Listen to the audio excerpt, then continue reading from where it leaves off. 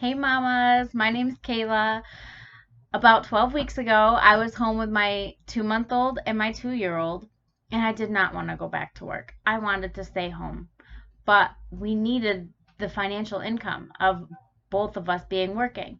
So at the time, I did not know what a virtual assistant was. I looked into what it meant, and I kept stalking the Free Mama Movement website. And I decided I could do this. I could be home with my boys. Like, there's nothing better that I could think of. So I started the program, and it gave you step by step directions on how to start your own freelancing business.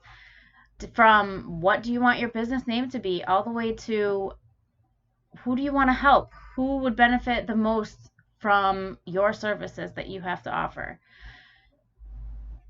And the best thing about this program was that even if I missed a day or two from being sick or my boys being crazy, I knew that I could just do it tomorrow. I could do it in a couple days. I could do it tonight when they go to bed, all on my own time. And the Facebook group that they have is amazing. There's hundreds of women on there, all supporting you, all giving you advice on your business and on your personal life. It was so nice to feel the love and the connection with all of those women who are in the same place as you are. You never felt alone.